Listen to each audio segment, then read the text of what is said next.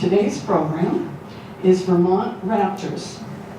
This program is co-sponsored by the Scottney Mountain Audubon Society. Our presenter is Mike Clough. He has presented to us before, and perhaps you've seen him at other places too. He's done a lot of programs in our area at the libraries, at the Audubon meetings, at the Herrick's Cove Wildlife Festival, and at the Chester Fall Festival.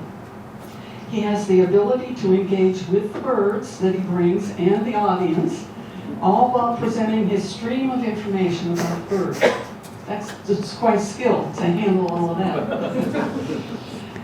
He works to rehabilitate injured birds. These he brings are non-releasable back into the wild and serve as educational ambassadors. We'll hear about the amazing adaptations that these magnificent birds of prey have and learn about the important role they play in maintaining nature's ecological balance. Mike is a native Vermonter, being born here in Springfield, still has relatives here in Springfield. He has spent a lifetime of roaming the hills and forests of New England. He graduated from Long Island University in 1994 with a degree in environmental science. He has studied the white-tailed deer and wolves. He is currently the managing director of the Southern Vermont Natural History Museum in Marlborough, Vermont, and is very much involved in environmental education and experiential learning. Please welcome Mike Clough.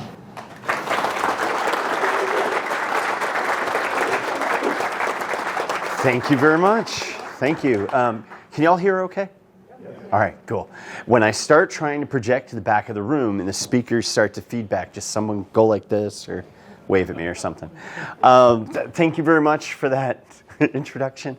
I always get so like this when the introductions start. And thank you Audubon too for joining into this with Oshir. And if I could just do one more plug for Herrick's Cove, we do that every year. It's one of my favorite events to do every year. If you've never been, it's always a beautiful day, and it's fun and lots of neat stuff to do. And you get to meet our snapping turtle, so why not? Today though, no snapping turtles. As you heard, we're going to be talking about raptors today. Now, very often when we start talking about doing a raptor program, people think, oh, dinosaurs. And technically, yes, right? Because technically birds are dinosaurs. A lot of times they think, oh, birds evolved from dinosaurs. No, birds are actually dinosaurs. They're the ones who survived. The T-Rexes and the Brontosauruses and all those guys, they didn't make it. The little flyy ones, they made it. And we just started calling them birds before we even knew there was such a thing as a dinosaur. But the raptor dinosaur specifically, it actually does have something more directly in common with the birds you're going to see today. It's all just in the name. They get their name from the same place. This Latin word raptare, which means to seize or to grab. Sometimes you'll see it translated as thief, right? Someone who grabbed it and ran away with it. So if we went back to, like, say, to ancient Rome and we walked into a group like this and I said, Velociraptor, you'd all grab your stuff, right? Because I just said, a speedy thief. If I walked in and said Tyrannosaurus Rex, you look at me like I was nuts because I just said, terrible lizard king. And what does that mean? The birds we're going to look at, though, the birds that we typically think of as birds of prey, we can zero in as raptors. Mostly because of this thing. Now, this is where they get the name raptor. This is the foot of a red-tailed hawk. You'll notice some long, sharp toenails on those feet. What are those things called? The talon. I'm going to make you participate a little bit.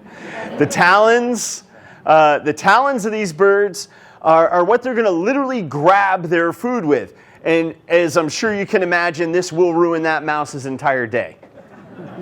Not only are the talons very sharp, actually as they grow, the fibers spiral, so the longer the talons get, the sharper they get. They self-sharpen just by growing. But the feet themselves are very strong. Now this doesn't look like there's a lot of muscle in there, and there really isn't. This is just the foot, really. This whole thing is just the bird's foot. The muscles that are going to close those talons Well, you see it every Thanksgiving. It's the turkey drumstick. That ball of muscle is going to pull on tendons, ratchet that foot shut. With enough force, a big red-tailed hawk breaks bones when it grabs a rabbit.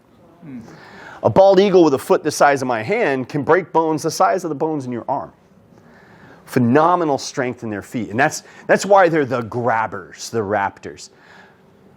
Birds of prey, we don't have to be so specific, right?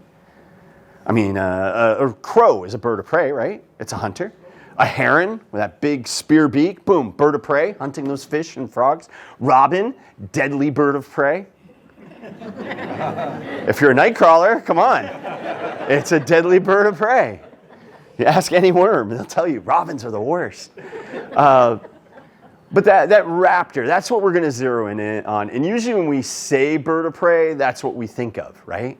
The first thing that pops into our head isn't robins and herons. It's things like the hawks, the eagles, the falcons, and the owls. And those are the four major groups that we have here. We have some oddballs. The osprey, you guys all know osprey, right? Down by the river or up at the reservoir, you'll have the osprey hanging out there. Those are a little different. They're part of that raptor group, though. We go down south, we'll see kites, things like that. All those birds are going to share the feet, and they're going to share the beak, too. Should we see a live one, rather than me trying to make you try to imagine an eagle beak? Yeah. No? Yeah. Yes? Okay, just want to make sure. Oh, and I kind of set it up so you think I'm bringing out an eagle, don't you? That'd be one cranky eagle if we pulled it out of this little box.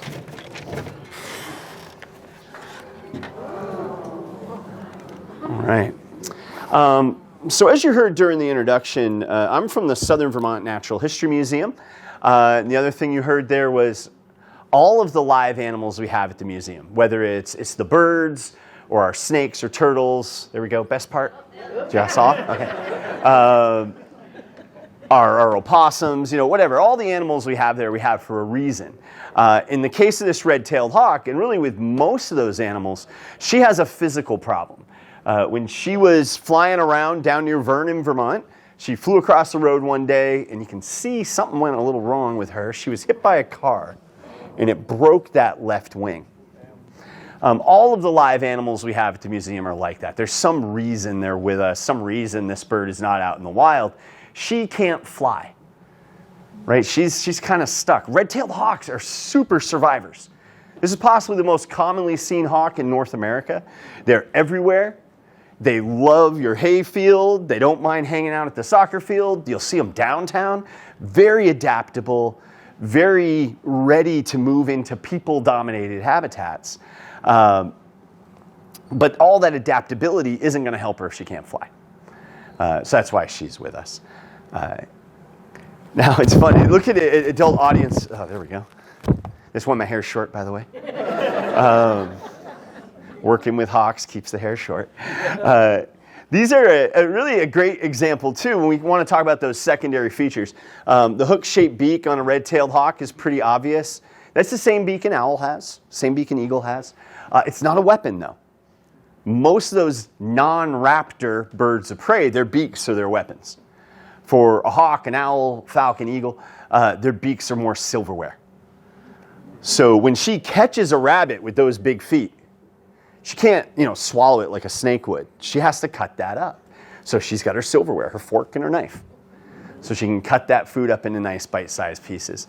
The tip works like a meat hook. The edges are sharp, allows her to tear her food up pretty easily. You guys ever see that? So a lot of times we'll notice it when they've caught a bird, because who wants to eat feathers? We notice by the feathers flying everywhere. And some of the hawks actually specialize in other birds. And you can tell you have those hawks around, a bird like a Cooper's hawk or a goshawk or a sharp-shinned hawk. Because somewhere out in the woods, there'll be an old stump or something that just has this ring of feathers around it all the time. That's where that bird brings its food to clean the feathers off. Little plucking posts. Red-tailed hawks will catch other birds when they can. They are best at things on the ground. Her speciality are rodents, rabbits, snakes, lizards, frogs, grasshoppers, occasional chicken, maybe a first grader, little things scurrying around. Scurrying around on the ground, really what she's best at catching. So this is a bird that we do see very commonly in agricultural lands. Not only do you see a lot of those animals in those places, but it's also usually very clear. This is not a forest bird. She prefers to be out in the open, which kind of brings us around to another neat red-tailed hawk thing. You know, I've been working with birds of prey for a while for different organizations, and I've noticed with bird of prey people, there's often this tendency to go, oh yeah, that's a red-tailed hawk. You've all seen red-tailed hawks, very common. Let me show you something cool. Which is totally wrong. Not only is this bird incredibly successful in really difficult situations, really. I mean, you think of New York City has a thriving population of red-tailed hawks.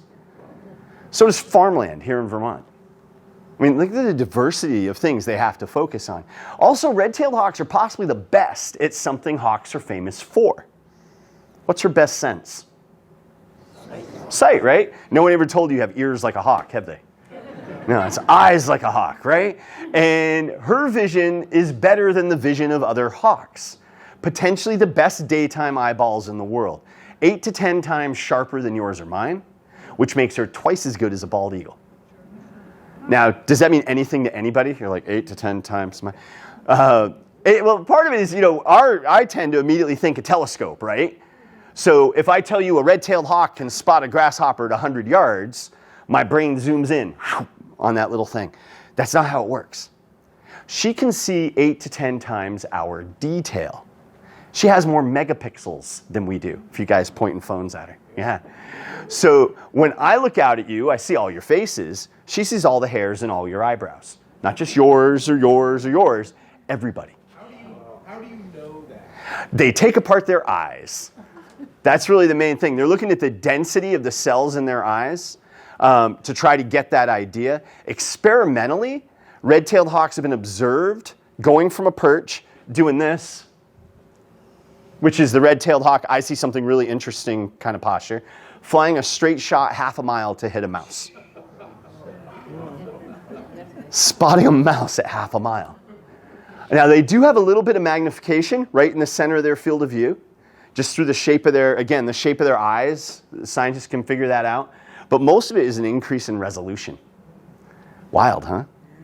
I mean, birds in general have much better eyesight than we do. They process visual information faster than we do.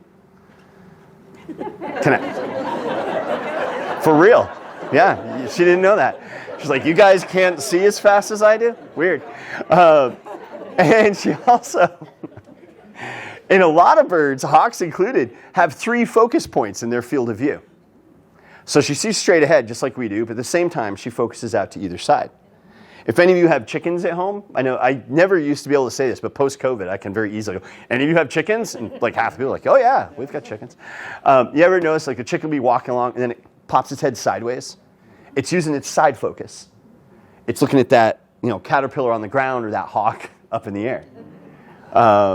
And we can see with her, you know, right now she could be focused on me and you all at the same time. But when you're up close, you watch, you can see them shifting their eyes.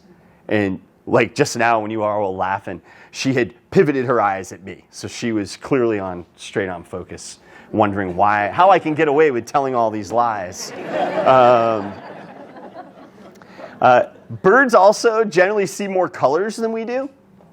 Yeah, imagine some colors you can't see. Invent some new colors. I don't mean mix purple and orange. I mean like colors that don't fit on the rainbow. Infrared. Yeah, infrared, ultraviolet is the one hawks tend to see. And the way it was recently described to me, which makes a lot more sense actually. You all remember in art class the primary colors? Red, yellow, blue, right? So we have 3 different color sensors in our eyes, which basically line up with red, yellow, blue. Light works different than paint, but we're going to say red, yellow, blue. So red, yellow, blue. Then our brains can mix those colors together to get all the colors we see. The hawk has red, yellow, blue, and that other one, ultraviolet. So it's not that she sees one more color. She has one more primary color that she can mix back into the colors we see to get a rainbow, a color we can't see. Now, I wish they called it something other than ultraviolet. Because when I say ultraviolet, how many of you picture super bright purple? Yeah, but that's not it, right? It's not what it really is. It's a color we can't physically see, which is kind of neat. Now, you may be starting to get the idea that I can babble on nonstop for an indeterminate length of time. It doesn't have to be that way. And I do encourage you all, if you have questions, don't be shy. We do have a microphone, and the idea was at the end, we can do some formal questions, but don't let that stop you from asking questions now. How much does she weigh? How much does she weigh? And this is how I get all the basic physical information out through questions. She weighs a little over 3 pounds. She's on a diet. She was close to 4 not too long ago. She should weigh probably right around 3 pounds. Most of what you're looking at is feathers. And then below the feathers, below the muscle, their long bones are essentially hollow. And birds have a series of air sacs inside their body cavity. So she might be about the same as like look the same size like a 12, 15 pound cat. But at that weight, she can't fly. She needs to be lighter. Yeah. Mike, I know that Vince takes in injured birds, injured birds. What is the difference between your mission and theirs? Oh, okay. Excellent question. The question was that Vins brings in injured birds. What's the difference between what Vins does and what we do? We don't do rehab. That's one. The animals that we get have been through rehab. We've actually gotten birds from Vins before that then don't have a home. Legally, a wildlife rehabilitator who, say, gets this hawk can't fix the wings. She's now non-releasable. Legally, they cannot keep that bird. They need to find it a new home. And we're one of those potential new homes. Now, the museum was founded on an historic natural history collection. We have the largest collection of native birds and mammals in the state of Vermont, about 250 species in an historic taxidermy collection. So that's another huge difference. Vins, you've all been to Vins, right? I don't need to tell you what Vins is. It's great. Keep going. We're very different. We were basically a natural history museum that also has live animals and does a lot of education. How'd that answer it? Yeah. Good? Okay, cool. Way in the back. Domesticate them? Can we domesticate them? Well, it's going to depend on how you define domesticate. Can you get a hawk that will work with you cooperatively to hunt and come back when you want it to? Absolutely. People have been doing it for about 8,000 years. Falconry. Will this hawk ever be like super happy to see me if I don't have food for her? Maybe, maybe not. They definitely are not like dogs. One, they're much more independent. My dog really cares that I'm happy. The hawk could care less if I'm happy. It doesn't matter to her. It doesn't mean we can't work together. It doesn't mean she won't come hang out with me. And also, I saw you doing the petting motion. Now, I can touch her. She'll let me do this. But they're not real touchy-feely animals anyway. I'm sure many of you have seen like YouTube videos of people like scratching the owl on the head and like, oh, and you see the owl's got its head down. Next time, and maybe some of you are the person who does this, but next time you're at some kind of family reunion and someone's got some little nephew or grandchild, and they're like, hey, sport, how you doing, buddy? Look at the look on that kid's face. It's just the same as the look on that owl's face. They're not loving it, And very often, those are human imprinted animals that have all kinds of, actually, do you want to meet a human imprinted bird? We've got one of those. And I just looked at the clock. I was like, whoops, I'm going way too long on this red-tailed hawk. There you go, sweetie. I'm sorry? Oh, yeah. The last thing in the world any of these animals want to do, no offense, is hang out with you guys. These are wild animals, right? We are the most dangerous thing on the planet, and they all know that with the exception of this one. So getting them accustomed to being around people, getting them so they're comfortable in this kind of a setting, that's definitely training. Yeah, absolutely. So this little bird is an American kestrel. She's a falcon. She's our smallest falcon in North America. This is full grown. She's not a baby. But her handicap happened when she was a baby, only a couple days old. She came out of the nest, and falcons don't really build nests. They tend, like the peregrine falcon is famous for nesting on building ledges and cliff faces, right? Kestrels tend to nest inside of hollow trees, like an owl, right? They're cavity nesters. You can put up a big birdhouse and get kestrels to move into those. For some reason, this bird's mom was in an airplane hangar. up in northern Vermont. And some folks came to work, and there was a little baby bird on the floor. They couldn't figure out where she belonged. She ended up with some wildlife rehabilitators who knew right away this was never going to be a releasable bird and punted her off to a different rehabilitator. Because at 2 days old, she didn't know she was a kestrel. Yeah, birds do this thing called imprinting, where there's a time in each baby bird's life where it basically figures out who mom is. Chickens and ducks are famous for this, right? The little baby chick pops out of the egg, it looks around, oh, you're big, you're moving, you're my mom. And it follows that dog right across the barnyard. A lot of birds imprint when they're older. For a kestrel, it's almost 2 weeks old. Then her eyes come into sharp focus. She looks up to see who's been feeding her. Thanks for all the grasshoppers. You must be my mom. And it locks into her little head. That's what her mother is. Now, those birds that imprint right away, the chickens, the ducks, the turkeys, when they grow up, there comes a day they look around and go, hey, wait a minute, I'm a chicken. Birds that imprint when they're older, like a robin, a parrot is actually a fantastic example. This little kestrel, they never get over it. For her entire life, she's going to believe her parents were human. So logically, what does that make her? A human, yeah.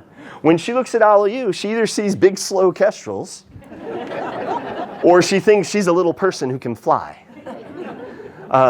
Which is, it's kind of funny, and I know I'm presenting it as it's funny, but when you really think about it, that's probably the worst handicap any of these guys can have, right?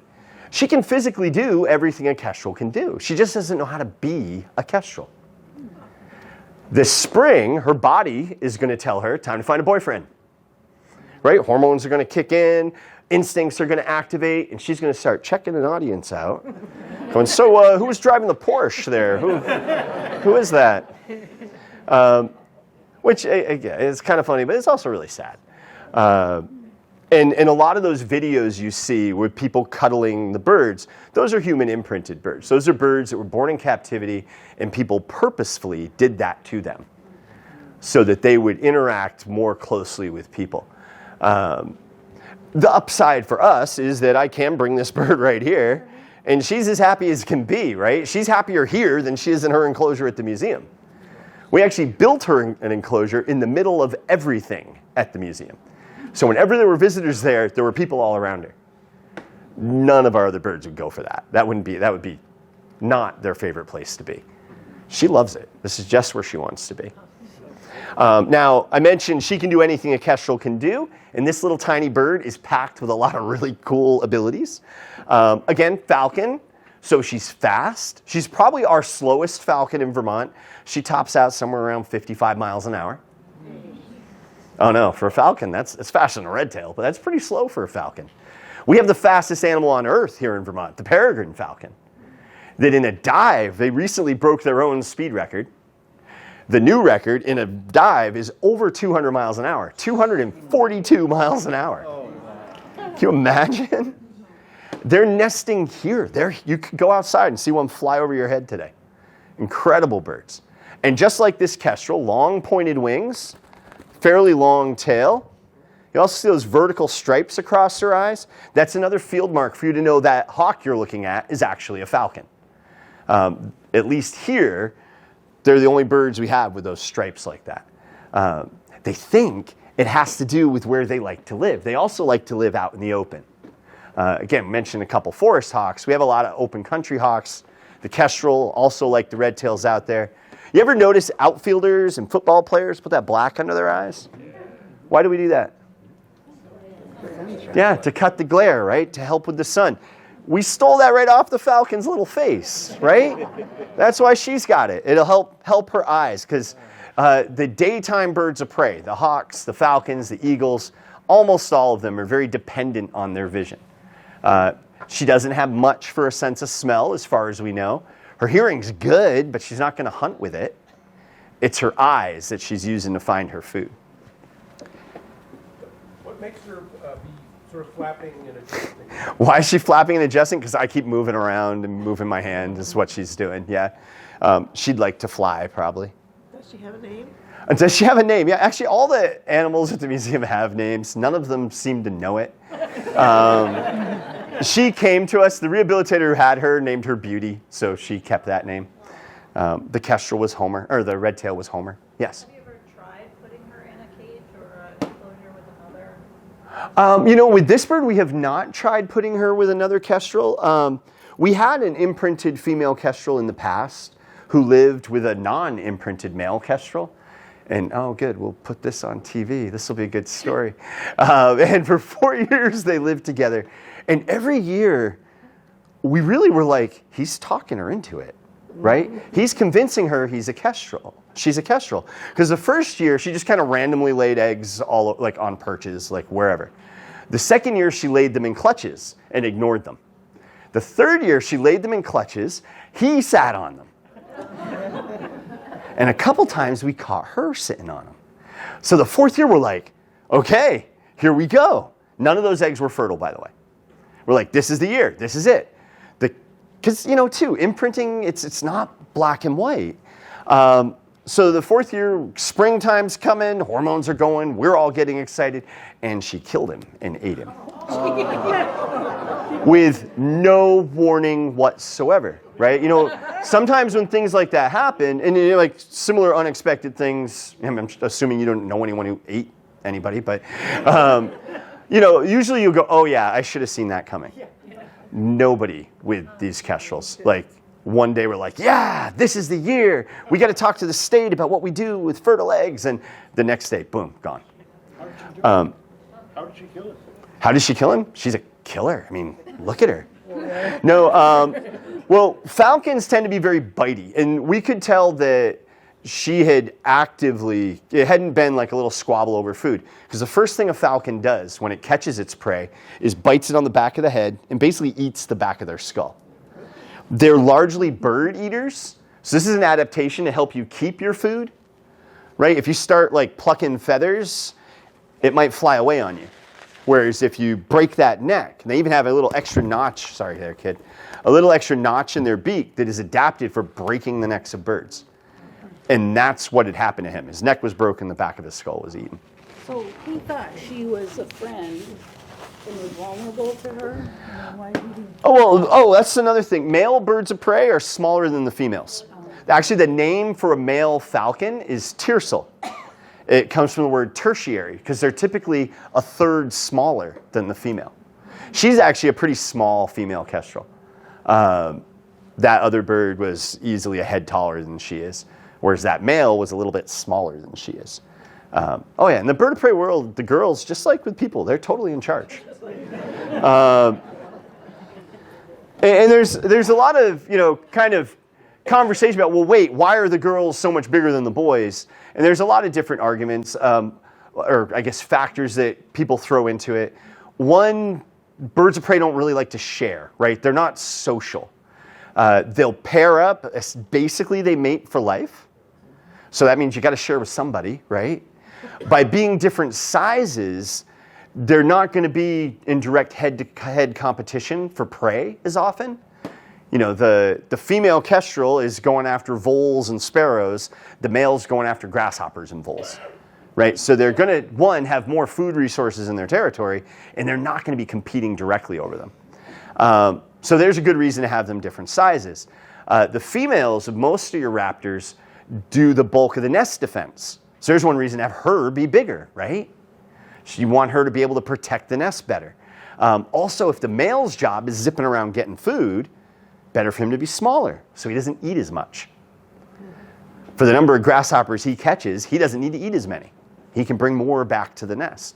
So these seem to be the factors that led to that. And if you're the male kestrel, that doesn't always work out so well, especially if you don't fly very well and you're in an enclosure with a crazy person. So since then, now that we have this other imprinted kestrel, we're not really enthusiastic about putting a male in with her. Yeah, we actually had the person who sent us the first male had another male kestrel and asked if we wanted him. And we're like, well, he'll have to live with the imprinted female. And I think he's at Vin's now, actually. All right. Good. Other questions out there? No? Okay. Yeah, we're on Route 9 at the Hogback Scenic Overlook. Actually, I should let you all know before I talk you into making the trip over there, Late this summer, we had a little issue with the building. We had a blossoming of black mold. The museum does not own that property, and the people who do own it weren't interested in addressing that problem. So we felt we needed to close to the public. The collection is going into storage. The animals in the offices are moving to our other site in Marlborough, the Pool Nature Center. And if you take a look at the museum website or follow us on social media at all, we're doing programming out of Pool now, just trying to get folks familiar with it. And in a couple years, we'll be asking you all for money to build the Vermont Museum of Natural History when we get that capital campaign going. So thank you for asking that question. But you can't go visit the museum right now. All right. So birds of prey come in all shapes and sizes. And really, they come from all over the bird family tree. That kestrel is more closely related to a parakeet than she is that red-tailed hawk. This owl is more closely related to a whippoorwill than he is to either of them. This is a screech owl. So also not a baby. This is a full-grown screech owl. And you get kind of 3 different varieties in screech owls in the Northeast. They come in 3 different color phases. This is the most common, the gray screech owl. You'll also get kind of a Lucille Ball red screech owl. And then the third is the brown or intergrade screech owl. Some sources will say there's no such thing as the brown screech owl. They're just lousy red ones. I prefer to think they're unique individuals of their own color. But these are birds that are not super common in Vermont. One of the problems screech owls have here is they're not big fans of deep snow. And most owls aren't much for migrating. We have a few exceptions. The saw-whet owl, the barn owl, they both migrate much more than other owls. So to see a screech owl up on the spine of the Green Mountains, it's possible, but it's going to be pretty rare. You're more likely to see these guys in the southern Connecticut River Valley, the Champlain Valley, places that aren't going to have as much depth to the snow. There. There he is. Oh, Yeah. that's one of pet things. And also screech owls have moved into a very useful habitat for them, towns with lots of trees. They like towns with lots of trees. One of the biggest problems any owl is going to have, their biggest predator, are larger owls. So when you're an owl this size, up in the middle of the woods somewhere, you've got a lot of other owls that might look at you as a snack. In town, not so many, right? It's a little safer for these guys. So we can find screech owls living in a lot of towns. We don't often realize it. I mean, because look at him, right? He's bark colored. And in the daytime, most of our owls are very inactive. They're resting during the day. It doesn't mean they can't function during the day. Right now, he still sees better than we do. Probably not so good on the color. We're probably a little ahead of the owls on color vision. But he can tell you all apart as well as any of the other birds can. He can still fly. He can do all his things. One of the problems that owls run into, though, being active during the day, does come back to those camouflaged feathers.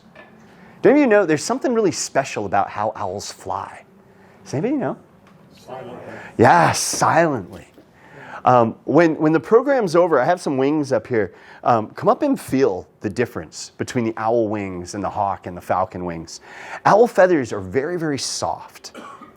The leading and trailing edge of their wings have a little fringe on it. And those features work together to help silence the owl's flight. Like, really, very quiet. If this little bird came gliding through the woods one night, he can touch you with a wingtip and you don't hear it. Now, every year, I'll get stories from folks at programs supporting this. Usually it's a bow hunter. Sometimes it's a turkey hunter. And the story will be something like, I was sitting in my stand and it was just getting dark. And I heard this little scritch on the branch, and I looked over, and there was an owl right there. They hear the talons hit the branch. They never hear the wings. Now, how's that going to benefit an owl? Because there is a big price. The price of soft feathers, it's like having a soft canoe paddle. right? Yeah, you're all as canoers, all right. A soft, that doesn't work with little kids. They're like, huh? But if you've ever paddled a boat or rowed a boat, if you have a soft, floppy paddle, what's that going to do for your speed? No good, right? And owls are slow. They're not very maneuverable. So in the daytime, this little guy flying around town in the middle of the day, anything that can catch a bird and thinks it can take an owl is going to be able to catch him. Crows have a real issue with owls. And a little owl like this is going to get killed by crows. So they're going to stay out of sight during the day. When that silence isn't going to cost them as much at night when all those potential flying predators are in bed. Why is it worth it, do you think? Prey doesn't hear him coming? Yeah, that's a good one. And unfortunately, they proved that one's wrong. Yeah, they've discovered that rodents can hear owl wings. They can hear the sound frequencies that come off the owl's wing. We can't hear it. The owl cannot hear it, but the mice can. We need to show you the other owl, the next owl, to show you why it's worth it. What's wrong with that? Oh, what's wrong with this guy? I bet some of you have noticed. His eyes don't match. Do you guys see that? He was hit by a car just north of Bennington, and that eye was kind of wrecked. Owl eyeballs are enormous. His eyes outweigh his brain. To give you an idea, actually, if I was an owl with a head this big, my eyes would be the size of grapefruit. Enormous eyeballs. So they're very exposed when something comes along. Question was, how much does he weigh? A little less than half a pound. Yeah. Yes? Do those feathers have to do with the Yeah. So these feathers on his head, I've got myself all out of whack of the normal program. But these feathers on his head here, they're just feathers. They don't help his hearing at all, any more than, like, if you had long hair and you stood your hair up over your head, kind of same thing. They think there's two primary uses for those feather tufts. The fancy name for them, by the way, plumicorns. Isn't that neat? But those feathers, they think they do two main things. They help break up the bird's outline, so it improves the camouflage. Also, it lets you know what kind of mood the owl's in. When they're up, generally positive, right? He's feeling confident, he's feeling aggressive, he's feeling relaxed. The exception would be if the feathers are up and the eyes are closed, then he's being a tree branch and you can't see him. Now, if those feathers are laid down flat, that owl's upset, right? He's scared, he's freaking out, he's not having a good day. Oh, let's cheer him up. There he goes, he's happy again. I used to have a Humane Society calendar, with each picture's got a different dog or cat, and right in the middle of it, there was a great horned owl. This guy. Kind of giant version of this one. That bird's eyes were about bugging out of its head. You could not tell it had feather tufts. That was an owl in a room full of barking dogs. Right? You could tell, just from the picture. You could tell what was going on with that owl. No, the actual ears of an owl are on the side of their head. Kind of like ours. For a screech owl, pretty much exactly like ours. The ear holes are even almost the same size as ours on a screech owl. Other owls, though, are set up a little bit different. Come here, buddy. Like a hawk, a screech owl is very much vision focused. They're using mostly their eyes. A barred owl, especially in the winter, is hunting with its ears. Now, he doesn't have those feather tufts, but it doesn't matter. An owl's hearing is all about their face. See that big round face? Take your hands and put them behind your ears like this. What do you notice happens? Yeah, do you see? Yeah. Things get a little louder, right? The owl will use its whole face to funnel sound into enormous, we're just waiting for that, there we go. I don't have to clean that one up right now. Will funnel sound into enormous ear holes. His ear openings are about 3 times bigger than mine. He weighs about 1.5 pounds. And I weigh considerably more. To again, proportionally, if his skull was the same size as my skull, you can make a fist and put your whole hand inside his ear hole. You look in an owl's ears, you can see the back of their eye. Yeah, not a lot of room in that head. Yeah. But a barred owl's ear openings are laid out a little differently than that screech owl's and a little differently than ours. They're not straight across. They're crooked. One's higher than the other. And that satellite dish of a face to collect sound, those enormous ear openings set off center, give that bird the ability to hear very quiet sounds, like say a mouse under the snow, and triangulate that sound. They hear in 3D. Got some looks like, what are you talking about there? Let me try to, oh, we lost the mic? Hello? No? The light turned red. I don't know what that means. Battery's dead? Is that what the red light means? Okay, cool. We'll get rid of it. We'll get new Okay, and I'll just talk louder. How you guys doing? Can you all hear me okay now? Okay. And you'll just adjust the sound levels on the, okay. All right, so where were we? Oh yeah, crooked ears. So pretend for a second I'm an owl. One ear up here, one ear down here, and there's a mouse or something running around out there. That big old facial disc cups forward, funnels sound in the top ear. And the top ear is like, okay, we got a mouse, straight ahead and down, go get him. The sound gets to the bottom ear. And relative to the bottom ear, the mouse is not straight ahead and down. It's just over the right a little bit. And that owl's brain will draw out a line to where each ear thinks the mouse is, and those lines will cross. Guess what you find at the X? Yeah, the mouse. So in the winter, a barred owl can sit and listen, and it can hear that there's a mouse 30 feet ahead of it, 6 inches under the surface of the snow, moving to the left at 0.2 miles per hour. It can glide in on those silent wings, right? Without the sound of its own wings interfering, and follow its ears to reach into that snowbank and pull out a mouse it couldn't see. People often look at the owls and they go, oh, he's so cute, woobly woo woo, right? This thing is a leopard that flies. Owls are super predators. Oh, cool. I'll plug back in. I chucked it. Here we go.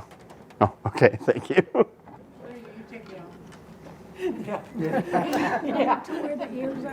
Can I point to where the ears are? Sure. Can I point to where the ears are? Sure.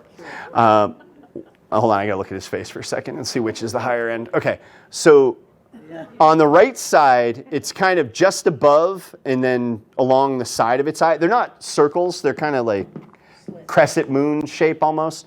So the one is just above and alongside, and the other is alongside to just below. Yeah. Yeah. We had a huge barred owl. Yeah. He suddenly, we were watching him, and he just came out of the tree very silently and headed right straight for our house. We thought He was coming in. He spotted a mouse under a little deck. Yeah. And he went back up in the same tree and had lunch. That's great. Yeah. I don't know if you all could hear. This gentleman had an owl flying at the house and caught a mouse right there under the house. Barred owls are probably the owl we're going to see the most. Part of it is they're very numerous. They love a second growth forest with lots of water and lots of little openings, which is most of Vermont, right? And they're a forest owl primarily, and they're not picky. Like they're in old growth forests, they're in pine forests, they're all over the place. And they're big enough they don't have to worry so much about coming out during the day. If a crow decides it's going to hassle the barred owl, it's going to hassle him from a distance, right? They don't want to get within reach of the owl. Now, a whole bunch of crows will spend quite a bit of time harassing an owl. If you ever see a bunch of crows just losing their minds about something, that's a good opportunity to see an owl. There might be an owl in the middle of that like this, right? But if it's close to dark, hang around, because as it gets a little darker, those crows are going to vanish. Because crows are actually very smart. And they know that once the lights go out, they are in big trouble. Because this bird can see in the dark. A barred owl can fly through the woods by starlight. A crow can't do that. There are accounts of owls getting into a big roost of crows. I don't know if you know, sometimes crows will gather together like hundreds of crows in one spot. There are accounts of owls getting into a roost of crows and just killing crows all night. It's mutual. They don't love each other. But a barred owl's big enough, it doesn't really have to worry about that so much. So we do see these birds out during the day.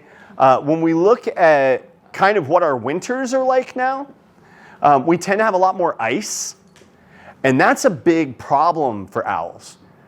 He may be able to hear the mouse under that inch-thick crust of snow. He can't punch through it, right? He's not heavy enough. He can't power through. I know a rehabilitator down near Brattleboro who says you can tell he's having a busy year of barred owls when one turns up on the front page of the Reformer. Right? They're out hunting during the day. They're working extra shifts. That's also when you all might see them at your bird feeder. Now, owls aren't going to be very good at catching chickadees or things like that. But all those little holes around your bird feeder, that's where the mice are popping up. And the owl will hang out there and wait for a mouse to pop up out of that crust, or a chipmunk or a red squirrel or something. It is a neat opportunity, right? We don't generally see these guys very often. Being nocturnal, having great camouflage, so even when they are around, a lot of times we don't notice them.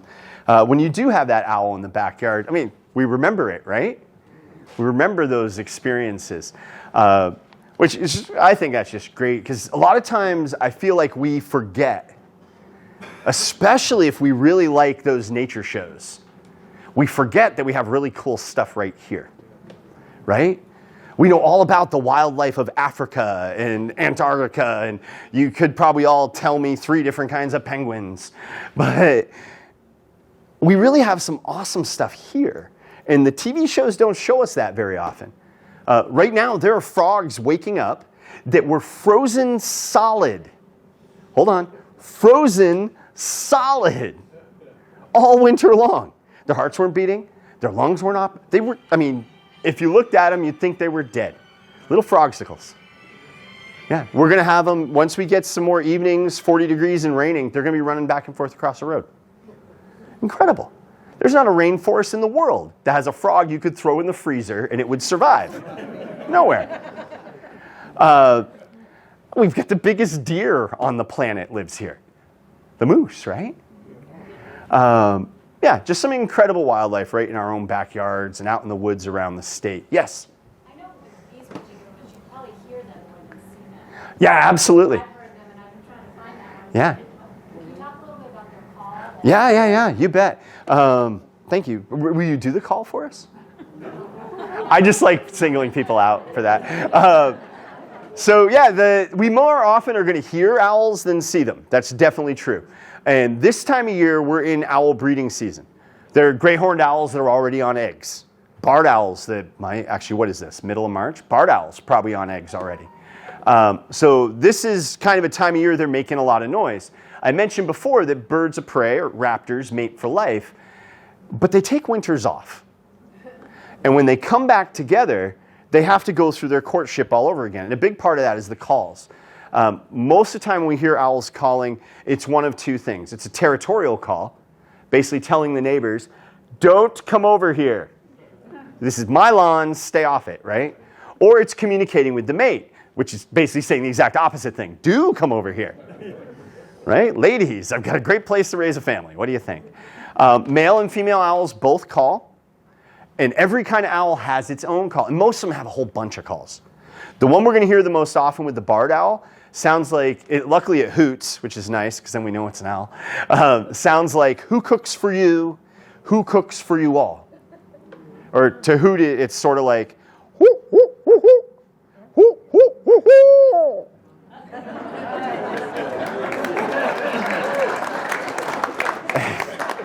You all thought it was a compliment, but no.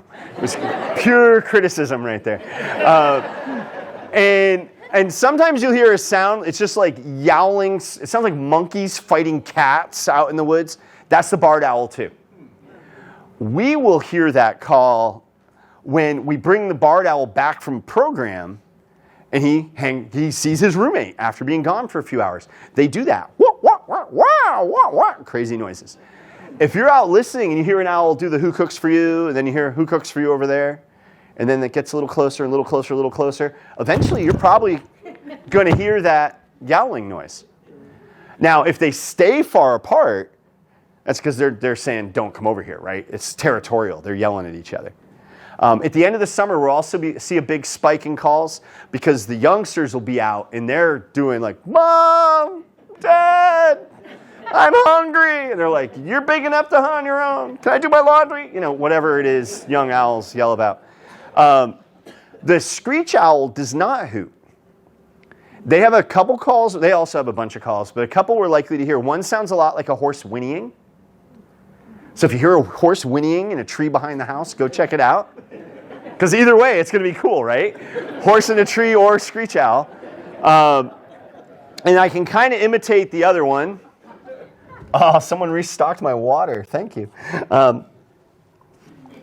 The other call we're likely to hear, they describe it as a trill or the bounce call. It's kind of like this.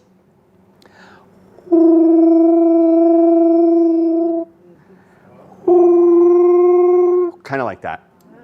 Look at the Audubon guys. They're giving me approving nods. So I couldn't have been too bad. All right. And again, that's a call you might hear in town. So that's kind of a neat one, you know, to hear that in the backyard and know that you've got a little owl living out there somewhere. Sir? Barred owl sounds a lot like a coyote. Yeah, a lot of times you hear people comparing the barred owls to coyotes and dogs and things like that. Yeah, definitely. Yep. Listen for that pattern, though, right? That who cooks for you pattern will repeat, and then you know it's a barred owl. Yeah. Yes? What do we know about temperature? They're basically like a flying sleeping bag. So how low can they? That's awesome. Can I steal that? Yeah. They're basically like a flying sleeping bag. So we don't have weather that can touch a barred owl. Like it's never going to be cold enough in Vermont to be dangerous to a barred owl if he's got food. -30, no problem. No problem. Yeah. The neat thing is you flip that around because they don't shed their feathers. They don't grow in a summer coat. So you flip that around to summer when it's 100 degrees. And they're still fine. Feathers are actually a great form of insulation because it's all based on the air. And you all see that if you have bird feeders on a really cold day, look at the chickadees. They look 3 times as big, right, as they do on a hot day. Because that bird has fluffed out its outer layer of feathers, fluffed up its down, trapped a bunch of air under there. You know, it's a big poofy ski jacket. Then in the summer, or when it's warm, they push all that air out, they sleek right down, and that air is really what's doing the insulating. So they're able to function in a wide variety of temperatures, yeah. I mean, there are barred owls up in Canada, you know, so much colder than we get here. Yes? Obviously, come back, do they have a nest that they can return to year after year? Yeah, raptors, for the most part, are very faithful to their nest sites. So if you have hawks nesting in the backyard last year and you have another pair this year, they're probably going to be the same birds. Now, if something happens to, let's say something happens to the female, the male will typically come back and try to get a new mate. If something happens to the male, the female might end up someplace else. She may not be as likely to go to that same spot. Usually the male gets there first, tries to get things cleaned up, hopes there's not an owl sitting in his nest because then he's going to build a whole new nest. Yes? What's the survival rate of owl chicks? Survival rate of owl chicks, I'm giving you like kind of generalities here. When you look at the little tiny guys, both owls and the diurnal birds, like kestrels and kestrels and like little saw-whet owls might have 90% mortality rate before their first year. Bald eagles around 50%. So then you've got like a sliding scale. So I would guess barred owls are probably around, I don't know, 75% or so don't make it to their first birthday. Nature plays rough, guys. You know, we always feel bad for like the bunnies and everything, right? When the terrible predator comes flying in. But a one-eyed rabbit can eat. A three-legged rabbit can eat, right? If you miss the strawberry on your first try, it's still there for the second try. Anything goes wrong with a predator, they're done. They can't eat. So that's why this owl, who was also hit by a car, he has a detached retina in his left eye. So he doesn't have any depth perception. Now, this happened about 15 years ago. There are some rehabilitators who would release him today because of his hearing. But the biggest reason is because there's just no place to put barred owls. Everybody who has room for a barred owl and the licenses to keep them has all the barred owls they have room for. I know a couple rehabbers I talked to, they have 6 barred owls they're trying to rehome right now. We've got room to take one of them, so we're going to take one of them. But that's 5 birds just down around Brattleboro that can't find homes for. So now people are thinking, well, maybe because of the hearing, he has a chance, and they'll let him go. Yeah. Yes? Do we know how many barred owls are in Vermont? Do we know how many barred owls are in Vermont? I don't. Somebody probably has a good guess. Audubon? No? Okay. Why not? We have a lot of them. I can tell you that. They're very, very common in Vermont. They're our most numerous owl, but I'm not sure what the numbers are. Yeah. All of your birds today have been injured and no longer function as they normally would in the wild. Correct. How do you keep them stimulated? How do you, I mean, a guy like the his big thrill is making a dog Sure. catching it. Yeah. Well, their enclosures they live in are outdoors, so they have the whole outdoors around them to at least be TV, right? We feed them whole animal prey, so they're at least getting that last step of the rat or the mouse or whatever. We also try to do other enrichment. Now, for birds of prey, a lot of times that's, I'm going to call it food puzzles, which makes it maybe seem a lot more impressive than it really is. But like, a lot of dog kongs, things like that, so that the bird has to figure out how to get at the food. This is actually a form of enrichment. And once in a while, we'll have, I like to call them volunteers. Some wild animal will go into the enclosures and they don't all come out. So that happens sometimes too. We do not feed our birds live prey. But once in a while, live prey feeds itself. So, is the reason that the owl is moving his head so because the eye can't move in the socket? Yeah, exactly. Owls, for you guys who didn't hear that, owls can't move their eyeballs. Those huge eyes are locked in the socket. That's why owls are so famous for turning their heads. With this bird, because he's missing an eye, he has to move his head even more to look around because he doesn't have, there's nothing going on over here. So if he wants to know what's over there, he has to turn his head all the way around. Thank you. They're able to turn their heads so far. And if an owl really wants to, starting straight ahead, they can turn their heads to the left, put their chin all the way around the back, put their chins on their right shoulder. 270 degrees. They have to do it because they can't move their eyes. They're able to do it because they have really long necks. He has 14 vertebrae in his neck. We only have 7. Guess how many a swan has? 14. Same as the owl. Yeah. So if a swan turned its head around backwards, we wouldn't even notice, right? It's a big snake for a neck. Yes? Could that be a problem for the arteries and veins? That's a great question. Could twisting the head around be a problem for the arteries and the veins in the neck? Absolutely. And what they've discovered is at the base of his skull, he has a little blood reservoir that oxygenated blood sits at the base of his skull. So when he twists his head around and restricts that blood flow, he's got a little storage of oxygenated blood so he doesn't pass out. You'll notice too with him, he might go around backwards. He might go a little past 1/4. He doesn't do that 3/4 turn. I mean, I've never seen him do it. The book says he can. That's why I told you he can. I've never seen an owl go much past halfway. So they're not really putting that same amount of stress on those arteries. Great question, though. Sir? The barred owl population in the wild is doing well in Vermont. How are the kestrels doing? Oh, good question. The barred owls are doing very well in Vermont. The kestrels, not so much. Kestrels are declining across New England. One of their biggest problems is habitat loss. They're an open country bird. And whereas that red-tailed hawk is big enough that she can live along the highway in that nice narrow field, which obviously the highway presents its own host of problems.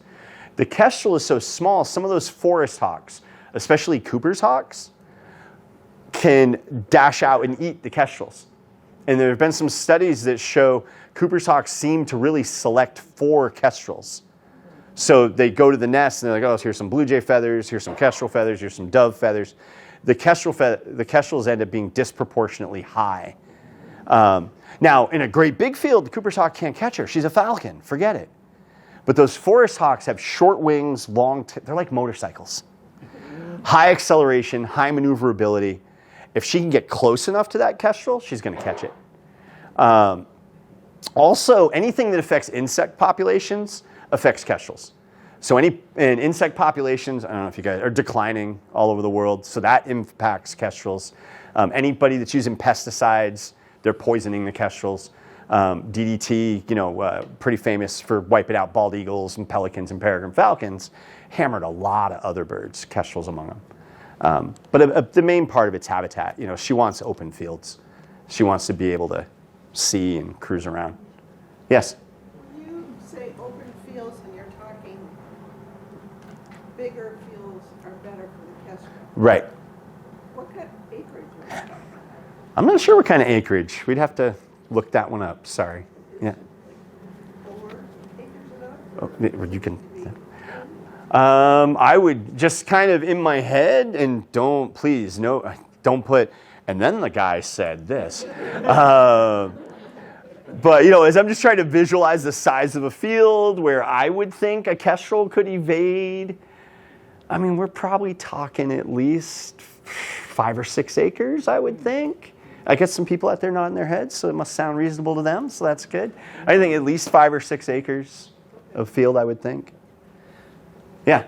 I've seen in the news in the last couple of days warnings about staying away from certain places to protect peregrines. Yeah. Their nesting areas Right. and so forth.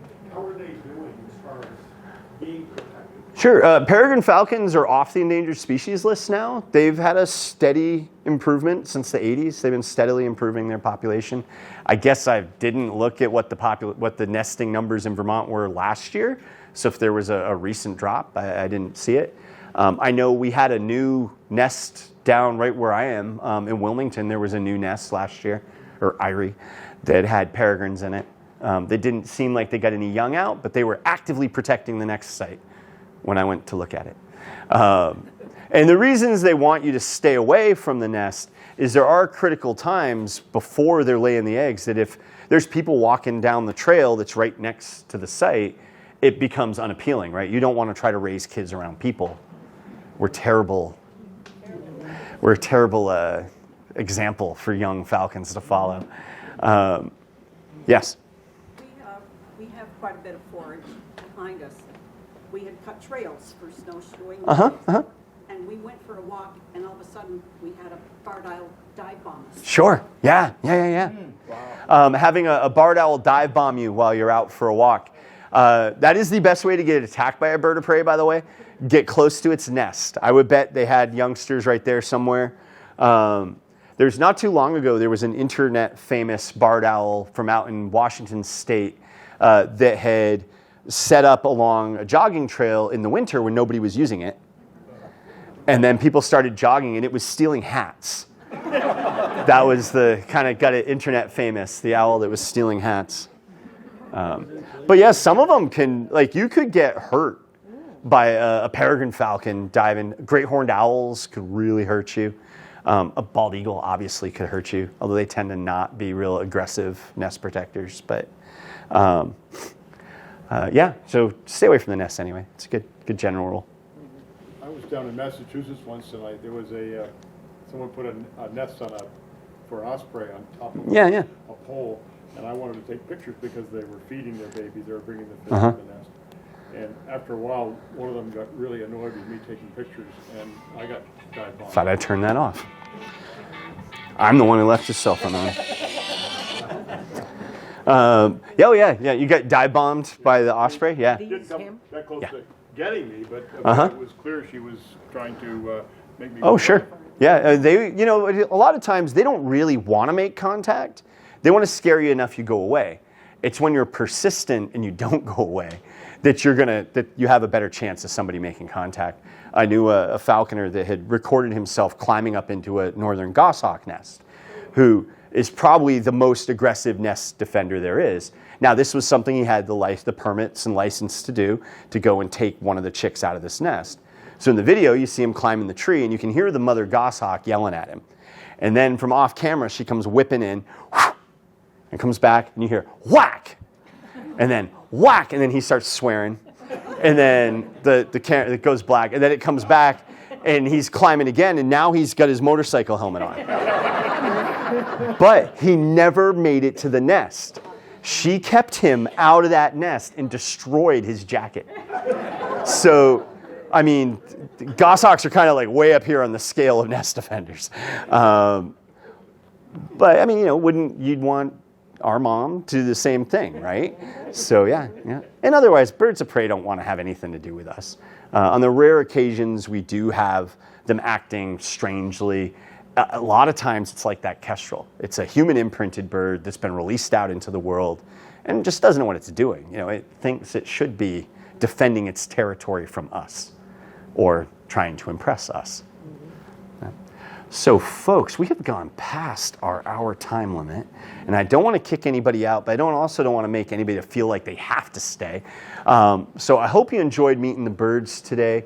Are you thinking we'll do some more questions? Do you have any burning questions that you want to ask? Oh, look at all in here. Well, all right then.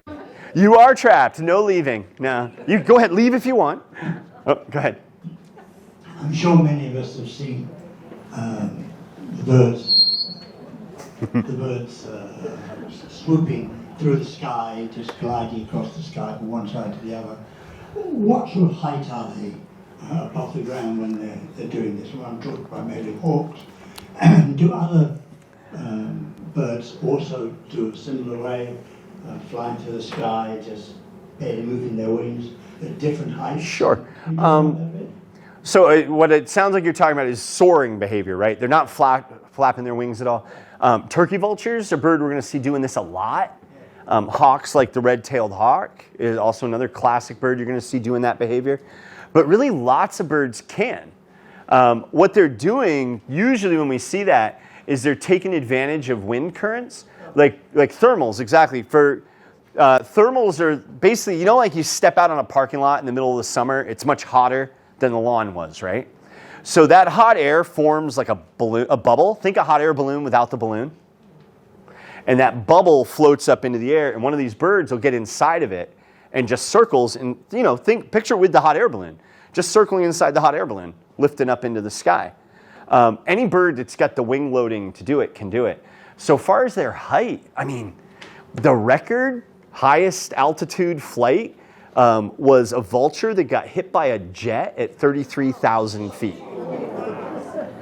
Now, there is a chance that bird was dead when it was hit by the jet because vultures have a lock in their wings so they can effortlessly glide. They don't have to hold their wings in this position. They just lock it in place. So there is a chance that bird got caught in an updraft, 31,000 feet, its lungs froze or something, and it was just basically a zombie vulture floating around up there until the plane hit it. Yeah, right, and then it was definitely dead.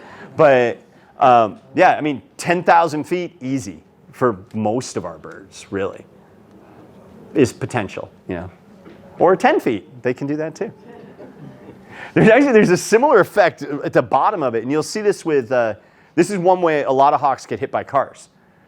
When they're doing their attack run, they'll come low to the ground, and the turbulence of their wings creates like a cushion of air against the ground, so they can coast really tight to the ground, I mean, pretty much bumper height. Again, basically effortlessly, they can coast low to the ground. That also is really good from a predation point of view because that mouse looking up at the sky, looking for a hawk silhouetted against the air, has a hawk down low with a mountain behind it, right? It's much harder to see it. A hand was, or microphone was up there somewhere. Yeah. I was wondering with the, the kestrels needing to have the open forest, does that mean they were not native here to begin with? Yeah, you would expect we did not have kestrels here when the settlers got here from Europe. That'd be the expectation. Yeah. Again, you know, and really the wildlife of Vermont, if you take a long enough timeline, dramatically different. I mean, we used to have woodland caribou, the eastern elk, and moose were our three most common deer species in Vermont. The eastern elk's extinct, woodland caribou far away. The moose is the only one we've got left, and we lost them. They came back in the 80s. Way in the back. I wonder if these hawks go after the famous New York City rats. Oh, sure. Yeah. Oh, yeah. Rats are about the perfect size meal for a red-tailed hawk. Small enough you can take it without risking getting beat up too much, and a good full meal. If we come across an injured hawk, what should we do? Okay, so if we come across, I'm going to expand it out away from hawk to birds of prey. If you come across an injured bird of prey and you want to get it some help, the best thing to do is collect that bird, get it into, ideal situation. You get the bird, watch out for the feet. You really would much rather have it bite you than grab you with the feet. It's going to be a puncture wound, and the thing puncturing you, it normally is stuck in dead mice. So, yeah. Whereas the beak is sharp, and a beak bite, trust me, much easier to keep clean. So watching those feet, you want to collect it into a box, small enough it can't spread its wings, but big enough that you're not, like shoving it in the box. So a shoebox would be a little small for this guy. And then as fast as you can, get it to somebody who knows how to take care of it. VINS is probably the slam dunk answer for those of us in this room, right? There are other wildlife rehabilitators around the state. There are a few vets who will treat wildlife. So getting as quickly as you can, getting it to those people. Because really the first 24 hours is often release or not release. I'll hear stories of people like, oh yeah, we found this owl and it was so cute. My kid took it to school and then I took it to work. And then 4 or 5 days later, we realized we should take it. And it's like, no, that wing is already healing. Their metabolisms are really fast. They start healing very quickly. And if that wing's twisted, it's going to heal twisted. Yes? But the local vets, even if they don't treat, they would know where to go. Yeah, absolutely. Your local vets, your local game wardens definitely. Vets probably should also be able to direct you to somebody who can help. What if you don't have a box? What if you